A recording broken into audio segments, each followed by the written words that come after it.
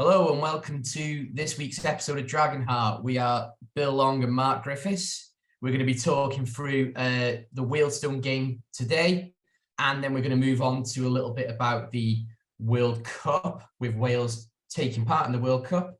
We got a little bit to mention about a situation going on at Southend that we want to highlight, and then we've got some fan questions. This is Dragonheart.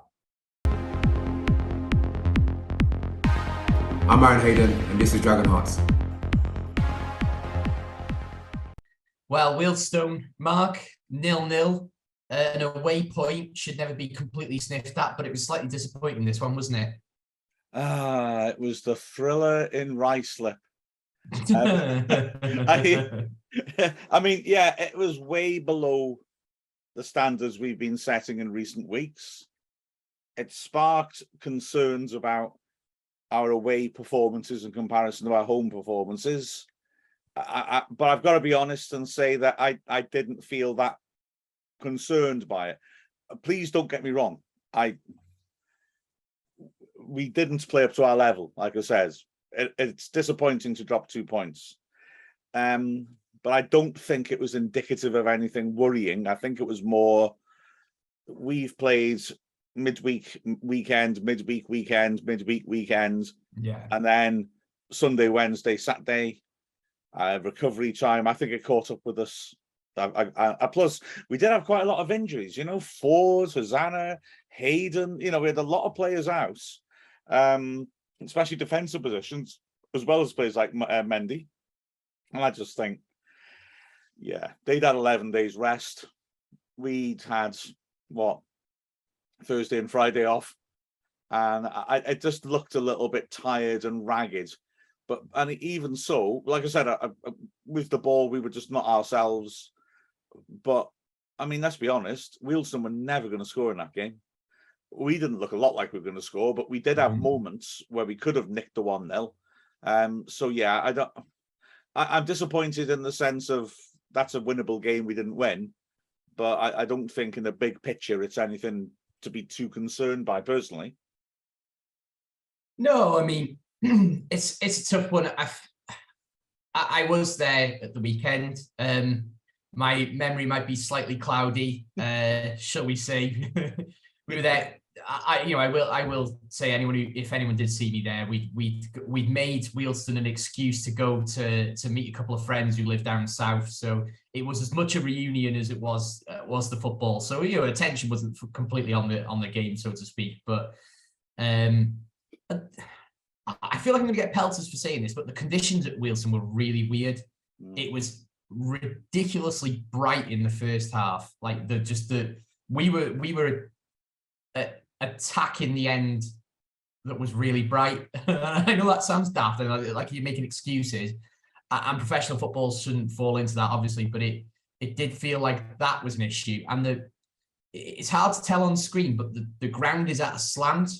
And I mean, it's strange conditions for a lot of these players who've not that long ago been playing in League One and League Two to be playing on a pitch like that against a team that are going to be used to playing on it. Yeah, just have a go at me in the comments, because that's clearly just an excuse. But it's you take that plus the fact they had 11 days rest and we didn't, and it's just kind of a recipe for disaster in some ways. We looked like we just needed a moment of magic, though, Mark, didn't we? Just someone just to have a bit of spark and do something, and then we click into gear, really. And we did have a couple of near moments, didn't we? There was the Palmer header, which was a nicely worked and was a really good chance. And to be fair, the keeper did very well to save it. There was Lee's shot, which was deflected, and the keeper did well to change direction and still save it. Yeah. So there were a couple of moments. Again, like you say, I'm not trying to pretend, this was all great, it was fine. But by the same token, I think it's a bit daft if, one disappointing performance after 5 very impressive performances. And then before that as well, the game at Boreham Wood, I thought, suggested to me that our weird away performances are probably being put behind us, perhaps, because that felt more like us playing our normal game. I think it'd be daft to say that one aberration means we've got a problem, because we clearly haven't. But yeah, that low sun was interesting. I saw a nice picture from the away end illustrating it. And you know, the small stands as well. It's never nice playing into the sun. I'm not saying, like you said, it's not an excuse. The pitch was a little bit up and down as well as slanted, it looked like to me. I called it rutted in the commentary and I regretted it. And I realized it was the wrong word. It wasn't that bad, but it was it looked a bit bobbly. And just all these little factors adding on with the tiredness and the fact that although Wealdstone have had a poor run until a previous game when they won away, they're no mugs. They're half decent, and yeah, they fought hard. We failed to grab the initiative, and yeah, it sort of petered out. It was the drabbest game I think I've seen Wrexham play for a good couple of years. Yeah, it was like a game pre-takeover, wasn't it? And there was something a bit annoying about it, because one of the friends that we'd taken is a football fan but not a Wrexham fan, and the other was a huge Wrexham fan back in the day, but hasn't lived in Wrexham for a long time and doesn't he's a student, so he can't afford to go to games. So we get tickets for him. It's his first game in God knows how long, and we can't even put in a performance. It's not so much if you come away from a game and it's 0-0, it's fair enough, but it just wasn't even entertaining to watch, was it? And we've looked class all year, so it was a little bit disappointing. But fans were in good voice. Atmosphere was pretty good. It really was just one of those days. And I've seen you sort of mentioned, I can't remember if it was on Twitter or on our sort of secret Illuminati Dragonheart group chat. Probably shouldn't be talking about that, Mark. Confirmed. Yeah, confirmed. But you said, it was a point to point. And at this stage of the season, having a performance like that and not losing, it's not the end of the world, is it? Absolutely not. I mean, as well, there was a frustration of losing top spot, but I've not mentioned that because of what you said. It's a draw. It's still a point. It's another clean sheet. Is it 5 clean sheets out of 6 now? 1 goal conceded in open play in 7. Those are good signs. Unbeaten in 10. We have the momentum.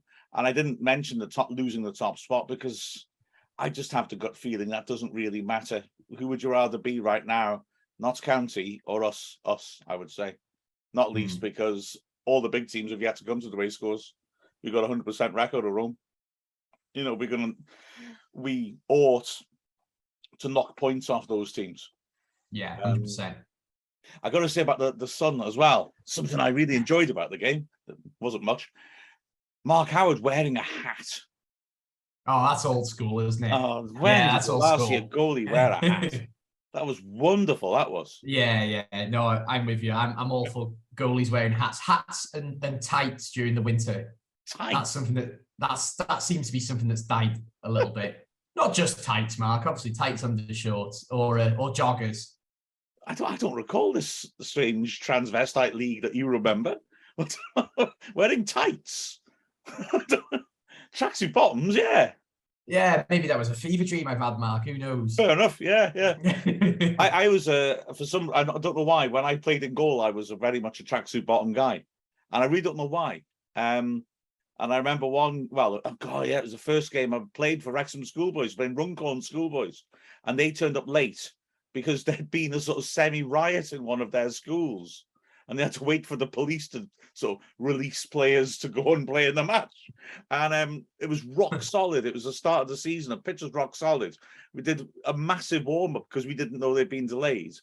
And by the end of the warm-up, my tracksuit bottoms were shorts. They were long shorts because I'd ripped both the knees from one side to the other. And my knees were dripping with blood. It was a lovely, lovely experience. Sounds fantastic. Oh, yeah, lovely. I'd say as well, every time I see a low sun like that, I think of, oh man, I played this trial game. I don't know, it's all about me, this Wealdstone game. It was up in Mould, and it was weird. The ground was like a sort of amphitheatre. And it was a Wales Schoolboys trial game, and Di Davis and Dixie McNeil, and Dixie was Wrexham's manager then, were watching it. And I'm thinking, man, imagine this. I have a blinding game. Dixie comes up and says, "Hey, kid," because he was from Chicago. "Hey, kid, you look good. You got to join my Wrexham Dragons." That's not a Chicago accent. I just remember people from Chicago probably support us now and listen to this and think I've had some sort of strange brain parasite. So anyway, I thought, oh man, I'll look epic. Look at this. Di Davis will like lean across and say to Dixie, "I know my goalkeepers and that kid's special." So anyway, I was waddling around the goalmouth trying to look good. But the problem was there was a really low sun and it was in this like natural amphitheatre surrounded by trees. And there was one gap in the trees that obviously been planted in order to give cover to the pitch. And there was one gap and it was sort of level with the goal line.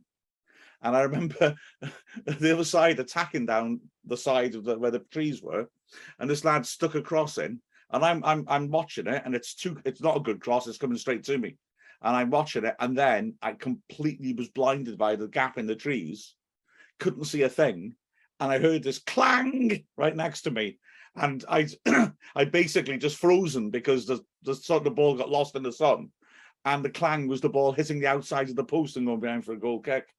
And no matter how nonchalant I tried to look at, yeah, I know where my posts are. I could tell I was going to hit the post. I just left it. I rather suspect that was why nobody walked up to me afterwards and offered me a 15-year contract with Wrexham football. I kind of suspect, Well, But Howard had nothing to do. Howard could have been completely blinded. He had nothing to do, did he? Yeah, that's it. I mean, did either goalkeeper have anything to do? I mean, I haven't got the stats to hand, but I'll just have a quick look. Like I said, the keeper was there even a shot on target? Yeah. Like I said, their keeper made an excellent save from Palmer in the first half. Close range header. Lee had a free kick he hit into the wall. When it came back to him, he shifted to Jones on the right side.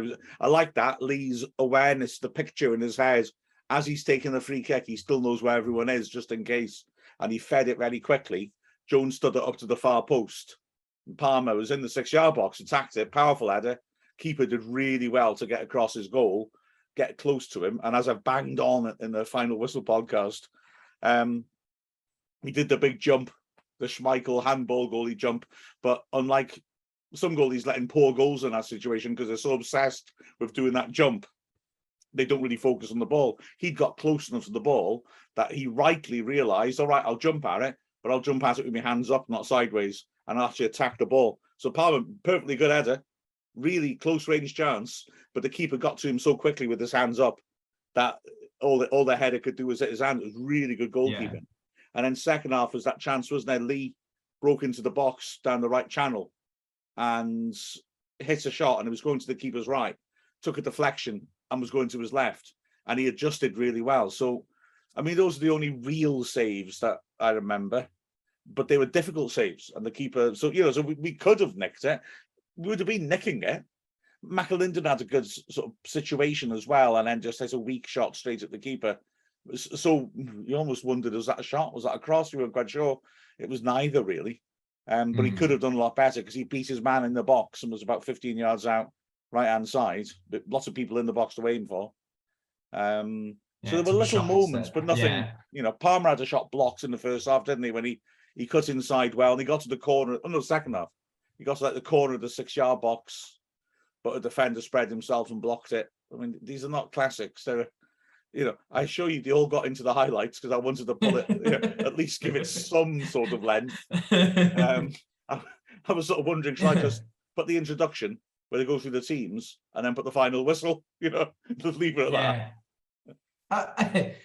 It felt a bit like that there.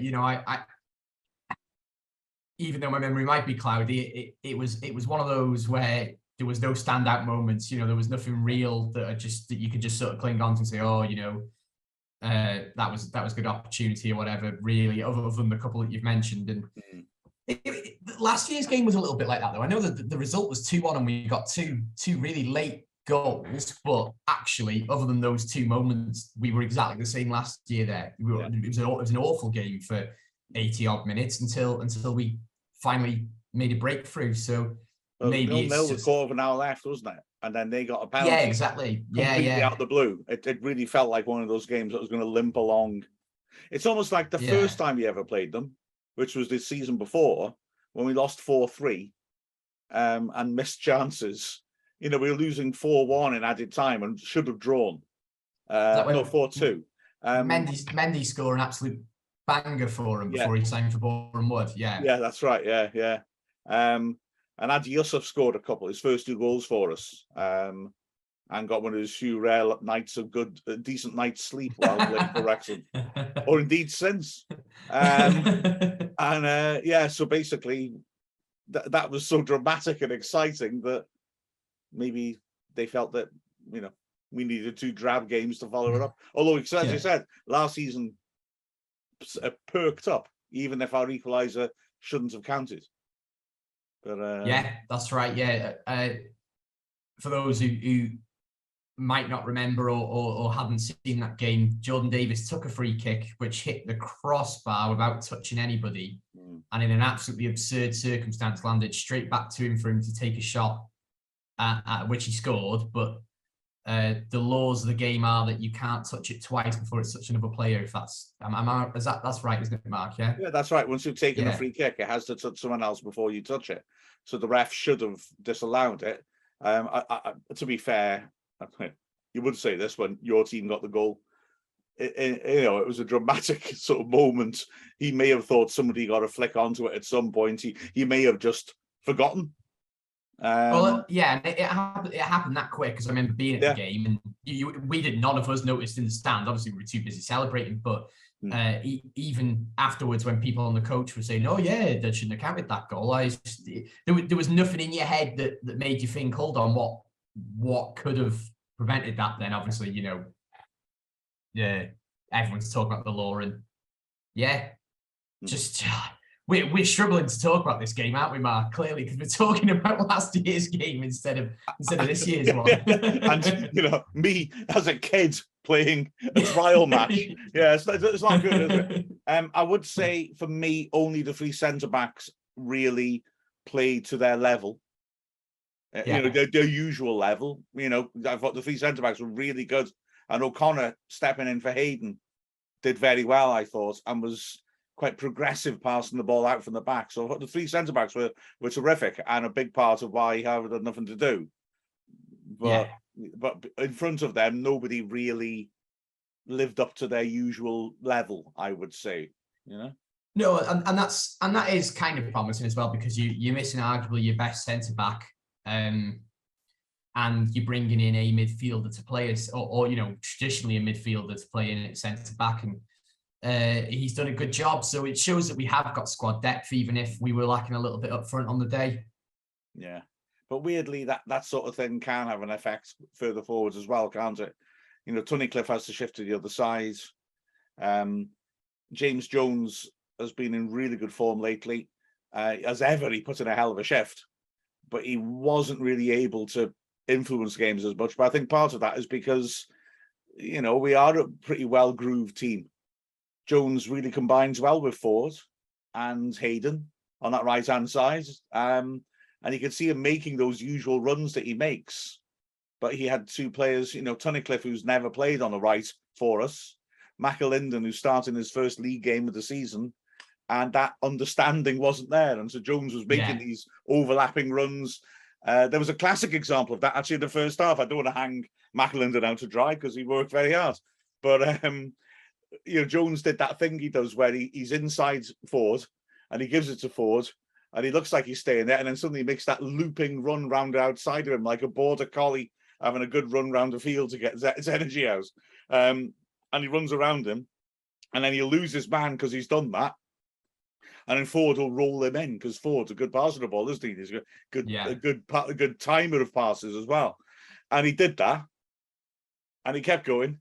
And then McAlinden, when he released it, just put it straight out for a goal kick, you know. And you thought poor Jones, you know, doing this usual lung-busting shuttles, and he does it. And then McAlinden, he had no chance of keeping it in. Jones didn't, you know. And in fairness to McAlinden, he's playing in a position he's not played before on the right-hand side. Isn't he? You know, he's a very left-footed player who, I think, you know, in fairness to him, he was a striker when he was at Morecambe, wasn't he? Wide striker and a 3 more often, and we used him a bit. If you remember, it feels like a long time ago, at the start of last season, we used him a bit as a central midfielder, didn't we? And at the end, did, when he came on as a sub, Yeah, well, I like McAlinden. He was coming from centre midfield when he did that tackle for Mullins' goal against Stockport in the FA Trophy, wasn't he? Yeah. I think he's, as well, I should say, like you're quite right to point out, he's not familiar with that role. And defensively, he had no problems at all. And that's important. He's filling in as a wing back, and he was a solid defender as a wing back. So, yeah, and like I said, I'm genuinely not trying to hang him out to dry. Oh no, I didn't get that feeling. I've been impressed when he's played at right wing back, considering he's a left-sided attacker. Yeah. So it's got to be said, to be fair to him, isn't it? But that does, he's got that. It's a bit like when I've said it a few times before, when Bryce plays on the left-hand side, they want to sort of stop and cut in, which is kind of fine when you're playing at the front of a front three, but when you're the only winger on one side, it kind of really limits. You've got no one overlapping on the other side, or you've got no one sort of in that position to be you're cutting in and you're essentially becoming another body in the middle, which is already sort of congested anyway. And the thing is that McAlinden and Hosanna are different, I would argue, from Ford and McFadden in the way they approach playing a wing back. They're quite straight line sort of wing backs, aren't they? They get up and down in a straight line, whereas Ford is a more of a converted midfielder. He'll get forwards, he'll beat people, but he's happy to go inside and let people go around. He's like I said with Jones, interchanging with him, interchanging with Hayden when he goes forwards. McFadden is very much a sort of combination player. He wants to give little give and goes, play little triangles. Whereas McAlinden and Hosanna are different. They want to sprint. They want to get forwards quickly. And that is not a problem, because it's good to have variety. But maybe when your team is struggling to find its passing rhythm, then in those moments, like on Saturday, you do want that familiarity. You want to be able to fall back on the things that work. But McAlinden is not that type of wing back. And as I say, it's not a criticism of him. Often that's a positive to have different types of players to fulfill the same position. But I think on Saturday, maybe some players missed having players who were doing their usual role, if you see what I mean. Yeah, absolutely. It just caught up with us a bit, didn't it? Yeah. Which is fine, as long as we don't make a habit of it. And I think we've got to remember this time last year, we were in, I can't remember the exact position we were in, but we were a lot lower than we are now. And we were struggling to pick up points at home. We had a very similar home form to what we've got away. We weren't necessarily losing at home. Yeah. But we were drawing games that we should have won. We were scraping wins when we should have won comfortably, and maybe Phil Parkinson's one of those managers that has a better second half to the season than he does the start. And if we then go and correct the away form like we corrected the home form last year, we'll be laughing. And that's why I feel positive about us winning the league, because last year we nearly did it despite really only clicking in January. Now we've pretty much clicked already. I suspect that all we will do is improve. We can bring players in when we want to. And, so I feel pretty good that we're going to put in two halves of a season like the last half of last season. And, good luck anybody who can keep up with that.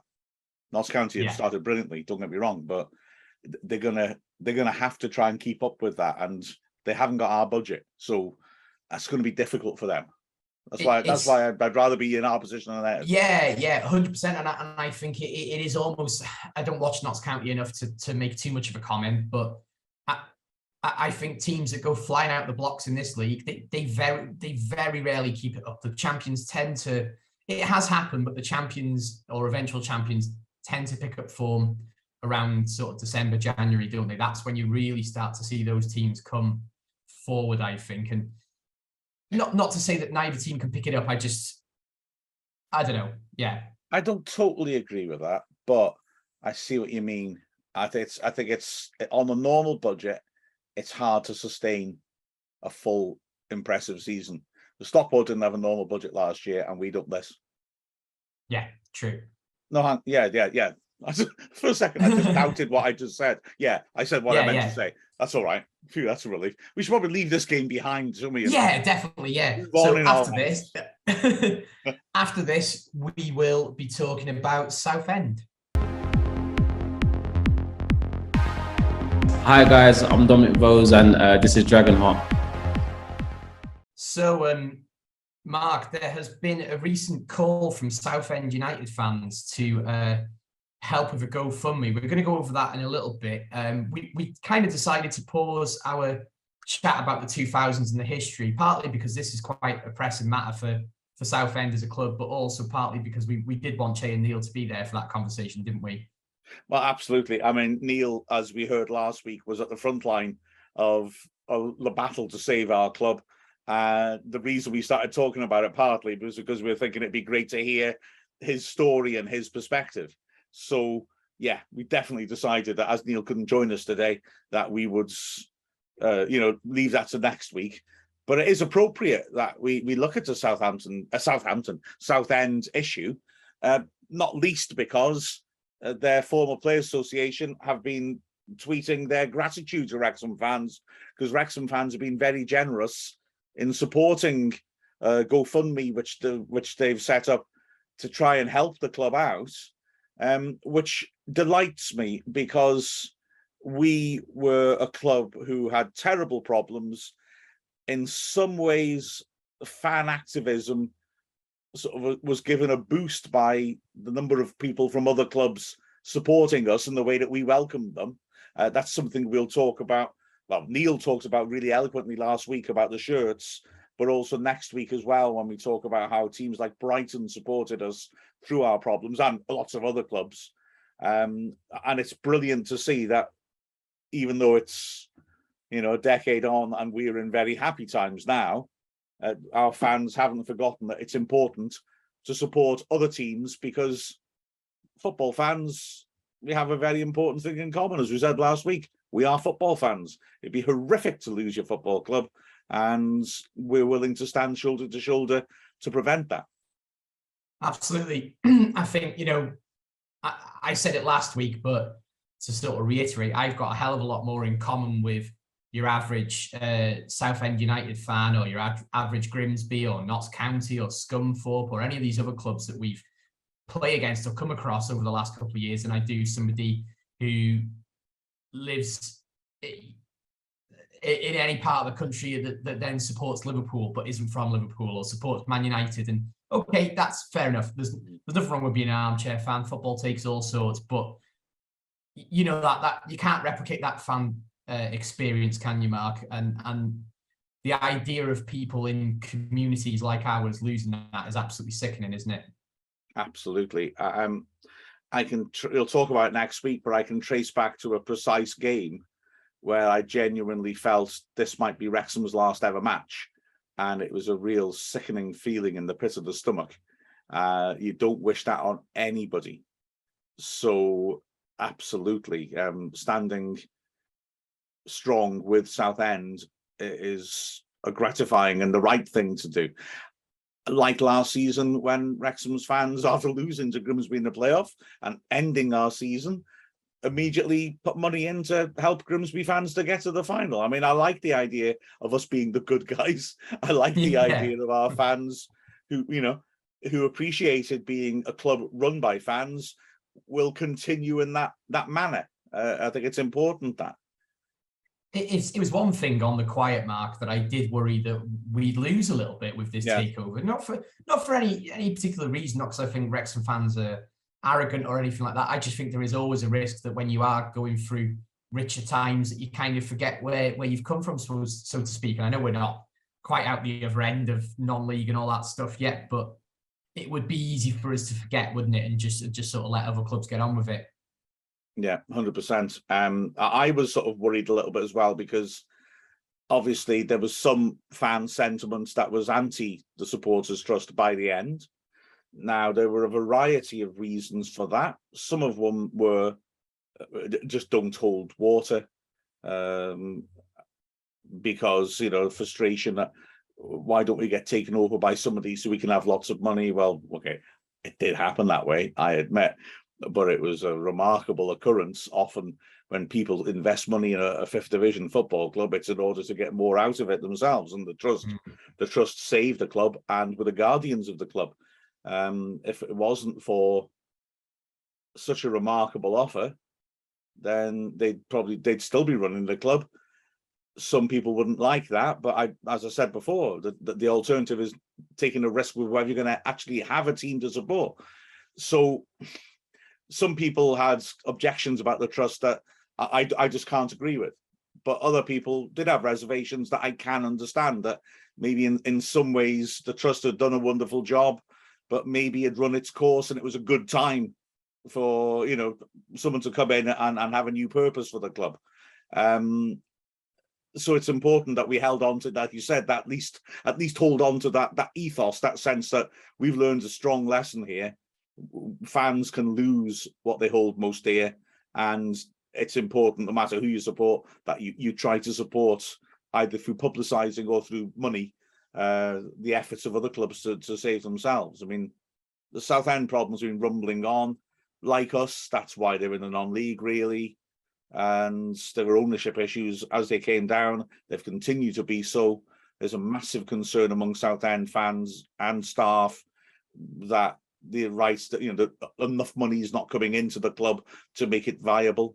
There was that remarkable thing, wasn't there, about a month or so ago, where they Southend cut their staff's pay. They basically were paying them only a percentage of their pay. And so their own staff took action. So, for example, the media team who were getting paid, if they were getting paid, what was it, something like 60% of their wage, so they only reported on 60% of the match. They'd write match reports up to the hour, and then it'd be nothing as a protest, because obviously they have mortgages to pay, they have families to feed. You know, when a football club has problems, there's a lot of victims. We've got to remember this, especially now of all times, when lots of people need help. You know, people's jobs are on the line, local suppliers are on the line. You know, if a club goes into administration, all those local businesses that have been cutting generous deals, giving mates rates to the local club because they want to give them a leg up, will get really hit hard and get little or nothing back. So it's important that clubs aren't allowed to die or aren't allowed to dwindle away. And Southend, sadly, is in a horrible position, but it's good to see that people are starting to rally around. Yeah, definitely. I think that the community impact really is underestimated. You know, you hear a lot about when, I don't know, a club like the size of Villa or Sunderland, when they've gotten relegated, or Newcastle or all these other clubs that have been in and out of the Championship that are pretty big. You hear a lot in the news about when they have to lay people off because they've gone down to the Championship. But you don't really hear a lot about the impact on a relegation to our level can, and I know there's a lot more going on with ownership and stuff as well, but you never hear about the impact of the relegation to our level, because it goes beyond those few catering staff that might lose their job, who shouldn't anyway, by the way. It's ludicrous that a club can get relegated from the Premier League to the Championship with the kind of money that they get in parachute payments, and then let staff, you know, when you get into our sort of level, it is whole communities that get really severely impacted. And you know, any Wrexham fan, go and find the GoFundMe page that's out there for Southend. Try and give a bit of support if you can. I know times are hard, but I'm sure they'll be appreciative of any help, even if it's just a retweet or just a like or something on Twitter, just to get that moving to people who can maybe afford it. Exactly. It's the publicity as well, isn't it? It's the raising awareness and making sure that people know that this is a historic club which is in danger, which is really crucial. I'm not being rude in looking down at my phone while you're talking. I am listening to every word, but I just wanted to check, and I'm struggling to find it. What was the deal that Derby struck to come out of administration, or rather their administrators did? I was listening to the excellent Price of Football podcast on a regular basis, and they were talking about the circumstances of them leaving it. Now, there were concerns because some people felt that the administrators, Quantuma, had maybe billed some fees which seemed a bit unusual or excessive. I'm in no position to comment on that, to be fair. But remember, of course, that the point of administration is to basically your company can't go on anymore. So administrators come in and they try to find a way to keep it going.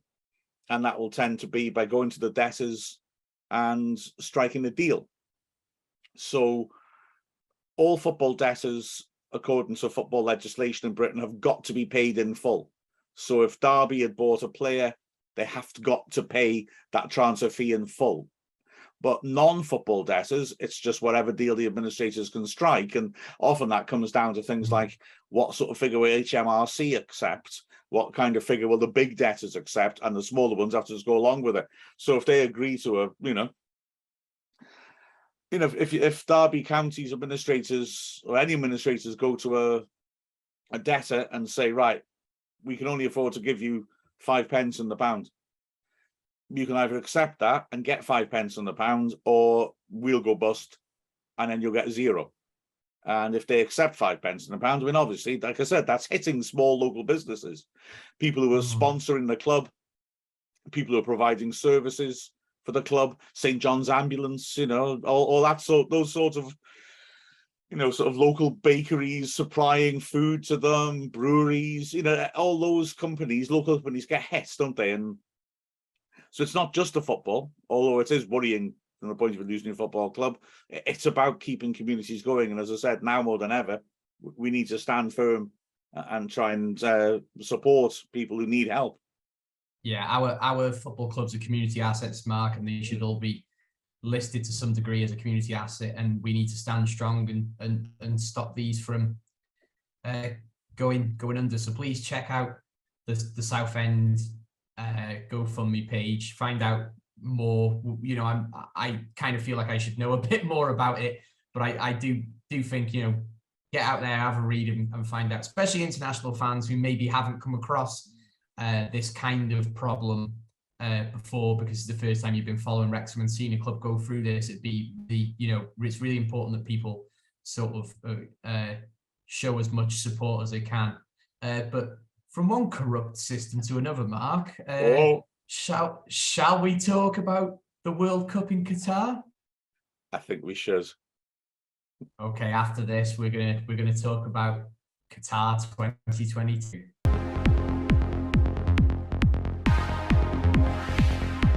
I'm Liam McClendon and this is Dragonheart. So the World Cup's nearly here, Mark. We've got. I don't think, in a weird way, I don't think we could have been drawn in a more poetic group, could we? In the sense that we've suddenly developed a wide international fan base that mainly comes from America, if we're completely honest. From the USA, I should say. I'm guilty of saying America when America actually includes all the Americas, but yeah, the USA and of course the old enemy England. We can get onto separate fixtures in a second, but how do you fancy Wales' chances, Mark? I don't know, if I'm honest. Oh, fantastic. And that's the end of the podcast.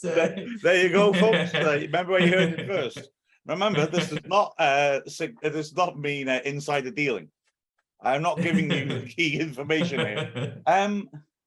I think it's an extremely difficult group to predict because, to my eyes, England are the outstanding favourites in it to go through and win it, although their form's been odd. Well, no, okay, it's not odd. That's their form's been poor. So they're the sort of team who could come in, as one of the favourites and be the shock victims of something. And then I think Wales, USA, and Iran. I really don't think there's much to separate those three teams. I feel a little bit like Iran. People might underestimate them, and I think that would be a huge mistake, because look at them in the last World Cup. They're in a group of death. They got a draw and 2-1-0 defeats. They did really well. They were really unlucky. Was it against Spain or Portugal? I can't remember which one, but one of those games they were incredibly unfortunate not to get something out of. They drew one with Portugal, didn't they? And didn't that was it. So it was the Spain game. They were really close to getting a draw as well, weren't they? Yeah. They could easily have got through the group of death when they were supposed to be the team everybody thrashes. Was it Asnur who missed a really good chance at the end of that game as well? because they were really piling it on at the end. They could have got through. I mean, fair play to them. So I think there's a tendency in Britain to think, oh yeah, well, football is Europe and Brazil and Argentina, and everyone else aren't much good, and we expect to beat them. Well, maybe that was true in the 50s, although USA fans might disagree, as they did beat England in the 50 World Cup rather. So I think Iraq are a genuine threat. The States have sort of rebuilt themselves a bit. They've got a lot of good younger players in. They seem to me, from what I've seen of them and looking at their squads, be the sort of squad that has a lot of similar types of good attacking players, and maybe, and this has often been true, I think, for the States, hasn't it? No great sort of cutting edge, no great striker. Players like Josie Altidore in the past have been good strikers for them. McBride, good strikers, not top level though, and I still think that's an issue for them. So for all the Pulisic's and Aronsons, and I really enjoy watching Aronson play, by the way. I think he's a nice player. For all the players like that, do they have that penalty area presence that can punish teams? I think maybe not, but they've got some good players. I just think it's a really interesting group, because I find it hard to separate those two teams in Wales out, if I'm perfectly honest. And they're all capable of taking something off England as well. Yeah, it's a really weird one, because if I could be misremembering, but I'm pretty sure Iran have won 14 of their last 15 games. Yeah, something like that, isn't it? Yeah. Yeah. They got rid of the manager because of that, didn't they? Well, this is the thing. So they've gotten rid of their manager. There's obviously a little bit of unrest in it. I say a little bit. I don't understand a lot of what's going on in Iran, but there's a lot of civil unrest going on there at the moment. But that occasionally can be disruptive, but it can also be a driving force for a team to go, do you know what, we're going to give the nation something to cheer and be proud of. And that makes it even tougher to call, especially with losing the manager. I think if they hadn't lost the manager and the troubles were going on, I'd be a bit more like, oh, this might be a side that have got something to prove. But when you lose a manager that's guided you to and had that kind of like political influence going on with them, it's difficult to call. USA. Well, can I just say quickly about Iran as well? I mean, the beautiful thing for them is that you lose a manager who's getting loads and loads of good results, and you bring back your most legendary ever manager who only left a year and a half ago. So Carlos Queiroz goes back in, having been the man who masterminded their performances in the last World Cup.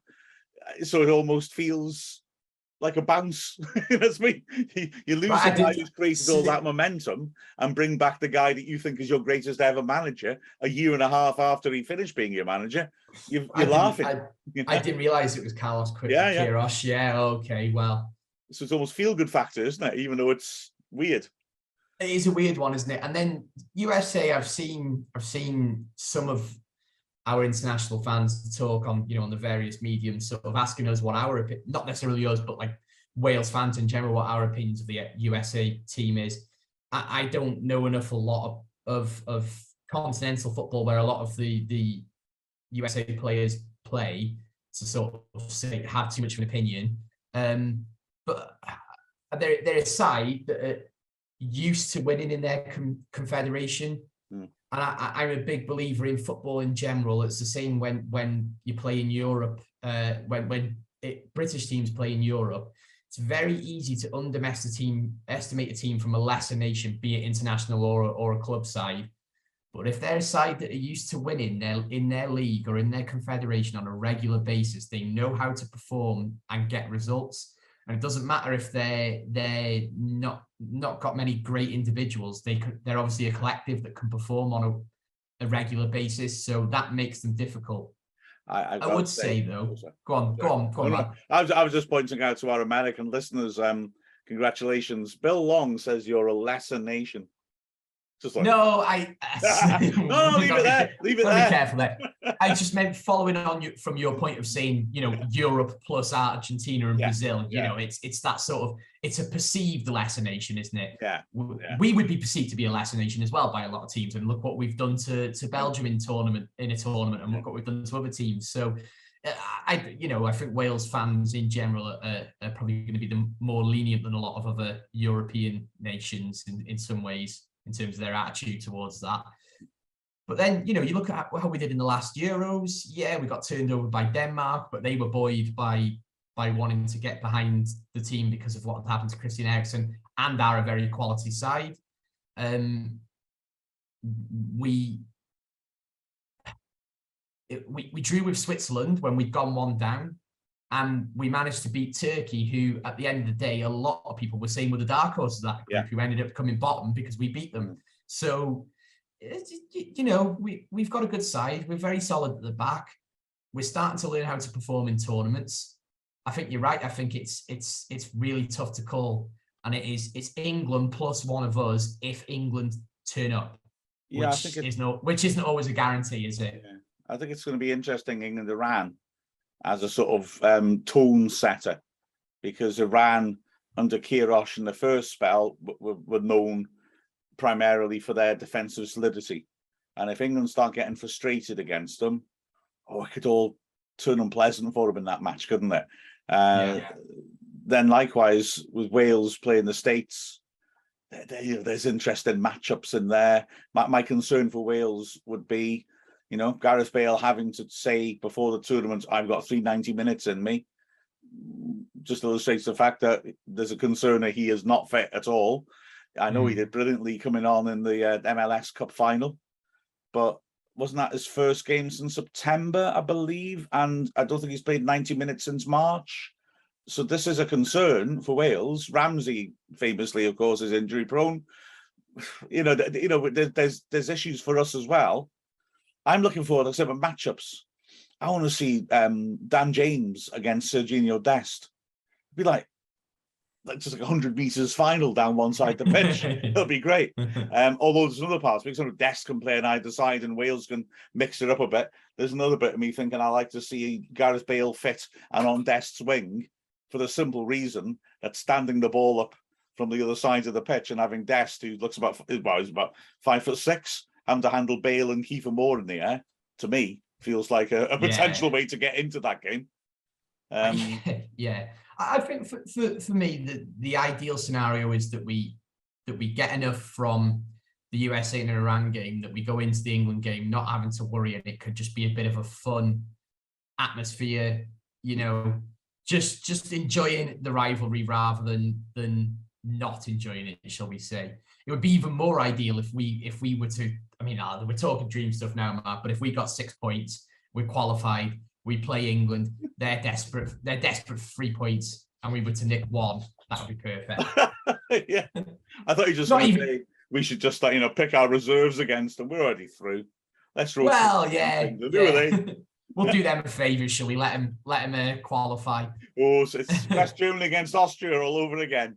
Well, that genuinely though, we could be looking at a scenario a little bit like, not obviously because I know the circumstances were different with that, but there could be. I'm not implying that both sides would do this, but if Wales and England both needed the point, would it really surprise you? It happened with Denmark and Sweden, didn't it?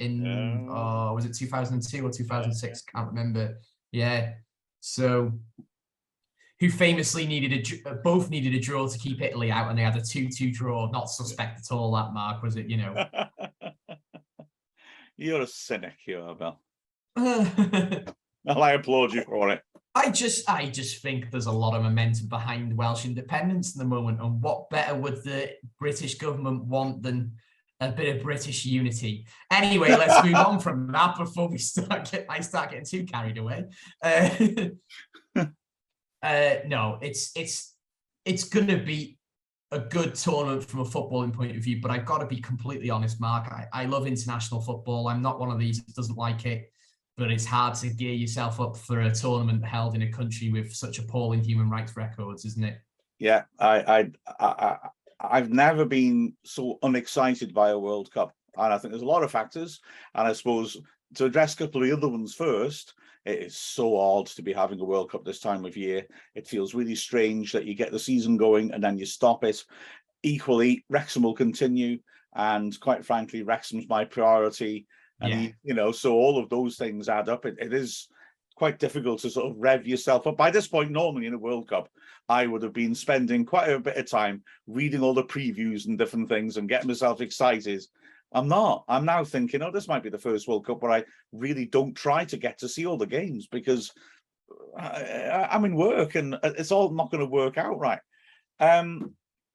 But obviously, that's nothing compared to the fact that there was terrific corruption behind the decision to hold a tournament in Qatar. And the human cost of building the stadiums is, I mean, I feel I'm completely failing to do it justice by saying that human cost was unacceptable. It's way beyond that. The whole system of labor control, if you will, in Qatar concerns me. And although there's a sort of attempt to say, oh, look, we've relaxed that law now because everyone the rest of the world said it was wrong and we've changed it. Yeah, all right. Is it going to be changed until the world's gone away and then brought back in again? I have doubt about that. And then the discriminatory laws that fans will have to abide by. It's just unpleasant. I mean, the only positive thing is that this has been done as an exercise in sports laundering. It's been done as an exercise in presenting a positive face for Qatar to try and let people accept them into the international community. And it's actually a massive own goal, isn't it? Because all anybody can talk about is how bad the human rights record is, how bad the system of being one step up from slave labor, where immigrant workers have their passports confiscated, or the prejudicial policies against LGBTQ people, all of that. It's just, they look awful. Plus the fact that it's an open secret, it's not even a secret, that there was an enormous amount of corruption. Everybody has admitted that, but nobody's done anything to reverse it in the actual process of them hosting it in the first place. So the one consolation for me is Qatar looks bad. And I quite like the interview that Gary Lineker gave in The Independent last weekend, where he said he really seriously thought about boycotting it. And then he thought, no, I'm not going there to applaud the World Cup. I'm going there to report on it.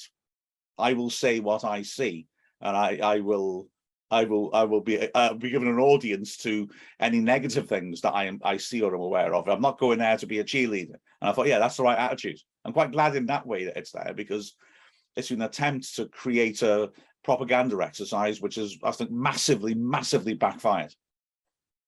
Yeah, spot on. And I think it's backfired to the point where they're now, I don't know whether you've seen this online, Mark, but they're having to hire fans. Yes.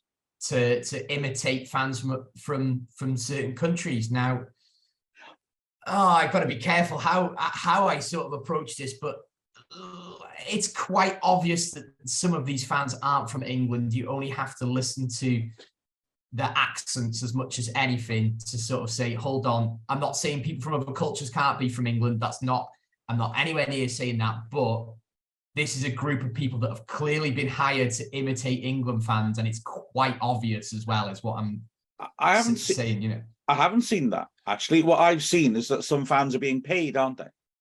Right, so there's that. So there's the fan leadership scheme where they've been paying people from England, Wales, and other countries. But there's also been videos where they've been accused on Twitter of hiring groups of people that aren't from England, aren't from Germany, aren't from Spain, to pose as fans from those countries. The problem is it's so absolutely obvious that it's laughable, and it kind of makes you think, like, why have you done that? It's like you're saying about own goals. Like, it's like you're even highlighting the fact that nobody wants to come to this World Cup.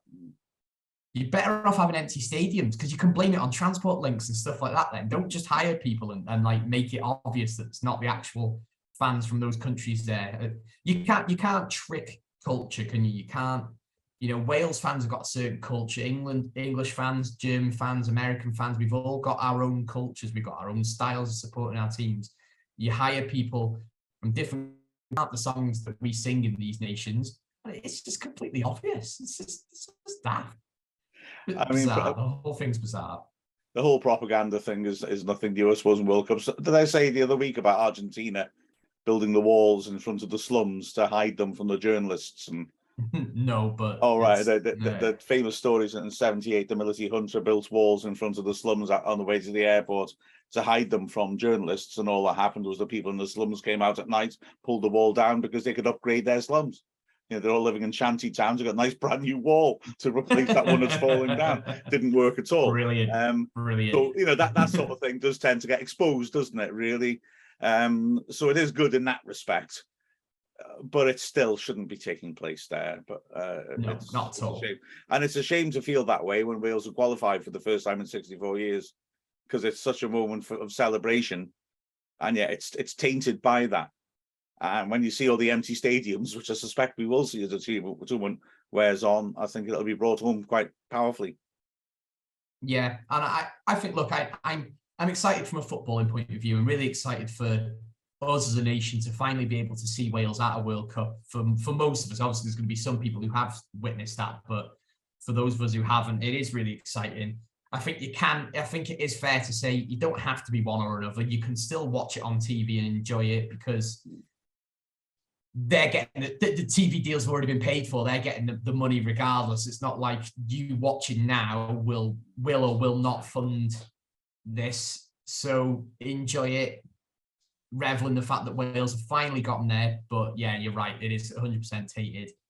And a cold World Cup, or cold for us anyway, is you know, like, just the idea of having to wear my hoodie several layers and not be at a barbecue sinking a few pops, you know, is kind of bizarre. I can't I like it's going back to what you said about Wrexham, Mark. It's just like there's like a scheduling thing in my head, and I'm sitting there thinking, right, when have I got to be free to go and watch Wales games? When have I got to be free to do some commentary or work on Wrexham or whatever? It's going to affect our Dragonheart schedule, because there's going to be games on, isn't there? It's just it's a headache. It's just the whole thing is just a headache. Exactly. I don't know. Oh, And anyways, Nick Mullin. no, All England. Shocking.